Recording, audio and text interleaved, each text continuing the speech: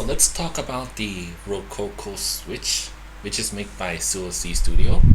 It is a light tactile switch with 45 force. So the thing about this switch is that I bought it because it looked like the Neapolitan switch, but it doesn't feel anything like the Neapolitan switch because of the light spring rate. So I got these switches from K Republic store on AliExpress, and when I saw it, it is a lot cheaper than the Neapolitan switch.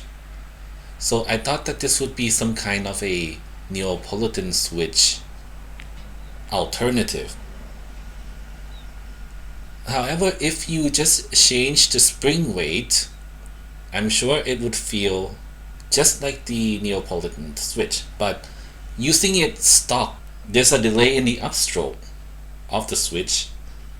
It almost feels like you are typing on bubblegum, or you accidentally spilled soda on something and then the surface becomes sticky. So that's what it feels like using the Rococo switch. Despite having a light spring weight of 45 grams, the tactility is still pretty snappy and you can feel the tactile feedback.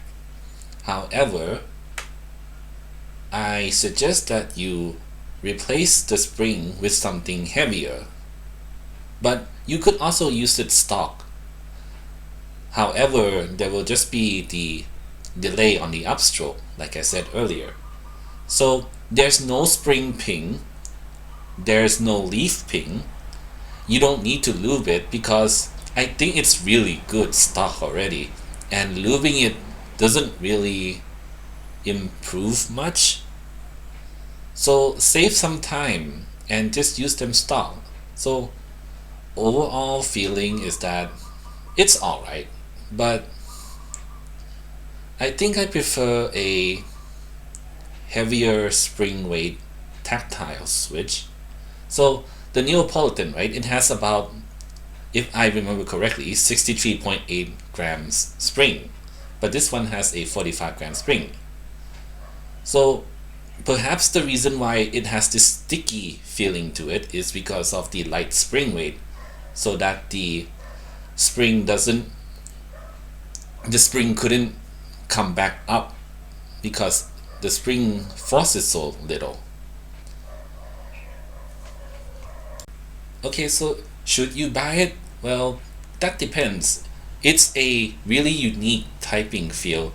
I've never seen a tactile switch with this kind of typing feel where the upstroke is delayed before. Like a lot of tactile switches, they have an instant feedback, but this is more like a delayed upstroke. It feels sticky, like. But perhaps that's because I'm using the polycarbonate plate. When I use the aluminum plate, this problem doesn't exist and you can pretty much type normally.